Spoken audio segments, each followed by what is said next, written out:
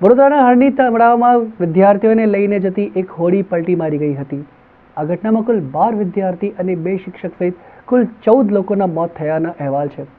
બચી ગયેલા અન્ય વિદ્યાર્થીઓને તાત્કાલિક હોસ્પિટલ ખસેડાયા છે, જ્યારે મુખ્યમંત્રી ભૂપેન્દ્ર પટેલ અને ગૃહમંત્રી વડોદરાની મુલાકાતે આવ્યા હતા। વડોદરા શહેરના હરણી વિસ્તારમાં આવેલા મોટનાથ લેક ઝોનમાં બનેલી ગોઝારી ઘટનામાં અનેક નિર્દોષ બાળકોએ પોતાનો જીવ ગુમાવ્યા છે। શાળા પ્રવાસે આવેલા આ બાળકોની સાથેના 2 શિક્ષિકાઓએ પણ જીવ ગુમાવવાનો વારો આવ્યો છે। ત્યારે આ ઘટનાની ગંભીરતાને ધ્યાને રાખીને રાજ્યના મુખ્યમંત્રી અને વડોદરા જિલ્લાના પ્રભારી મંત્રી વડોદરાની મુલાકાતે આવ્યા હતા, જ્યાં તેઓએ ઘટના સ્થળે નિરીક્ષણ કરીને સયાજી હોસ્પિટલ ખાતે પહોંચ્યા હતા, જ્યાં ઘાયલ વિદ્યાર્થીઓની મુલાકાત લીધી હતી। આ દુર્ઘટનામાં જીવ ગુમાવનાર બાળકોના પરિવારજનોને મુખ્યમંત્રી નહીં મળતા સયાજી હોસ્પિટલ ખાતે હાજર ટોળાએ મુખ્યમંત્રીની હાય હાય પોકારી હતી। 14થી પણ વધારે બાળકોએ જીવ ગુમાવ્યા છે। ત્યારે આ ઘટનામાં મૃત્યુ પામનાર બાળકો અને ઘાયલોની મુલાકાત ગૃહમંત્રી હર્ષ સાંઘવી અને મુખ્યમંત્રી ભૂપેન્દ્ર પટેલ વડોદરા ખાતે પહોંચ્યા હતા, જ્યાં તેઓએ સયાજી હોસ્પિટલમાં દાખલ ઘાયલની મુલાકાત લઈને પોસ્ટમોર્ટમ રૂમ ખાતે પહોંચ્યા હતા, જ્યાં મૃતકોના પરિવારજનોના ટોળે ટોળા એકત્રિત થઈ ગયા હતા।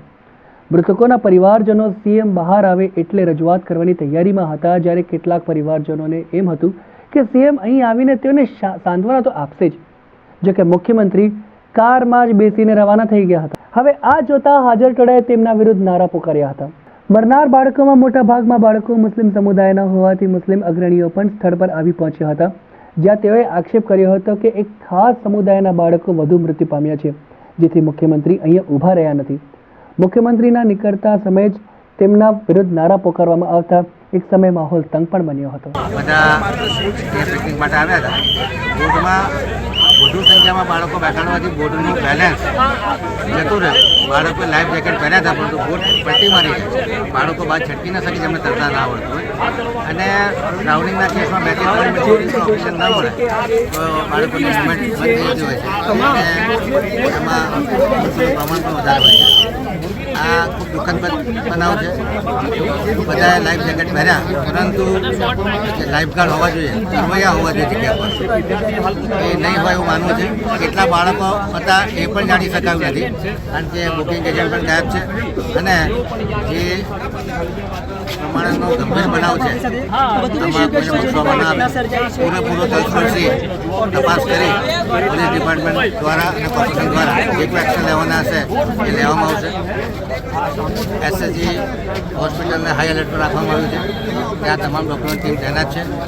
અહીંયા ફાયર બ્રિગેડ, 108ની એમ્બ્યુલન્સો તમામ લોકોને મેસેજ આપી અને હાઈ એલર્ટ પર રાખી અને તમામ ઇમરજન્સી પહોંચી વળવા માટે તંત્ર સજ્જ છે। પરંતુ મેં કીધું એમ કે ડ્રાઉનિંગના બનાવ ખૂબ ડેન્જરસ હોય છે, 2 થી 3 મિનિટમાં માણસની જાન જતી હોય છે, એટલે ખૂબ દુઃખદ બનાવ છે, અને 10 વર્ષે અભ્યાસ કરી અને કોઈને બક્ષવામાં નહીં આવે, 100% કડકમાં કડક કાર્યવાહી છે।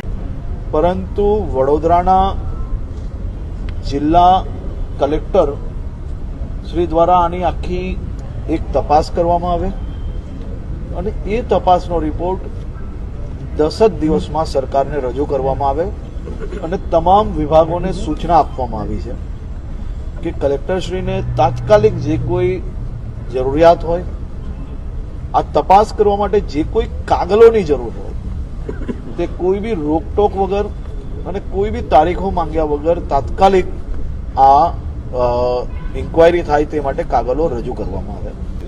એ લોકોના નામ હમણાં જ આપને પોલીસ વિભાગ દ્વારા પ્રેસ નોટના માધ્યમથી આપવામાં આવશે। આમાં હું તમે પૂછો એ પહેલાં જ હું તમને તમારો પ્રશ્ન સમજી શકું છું।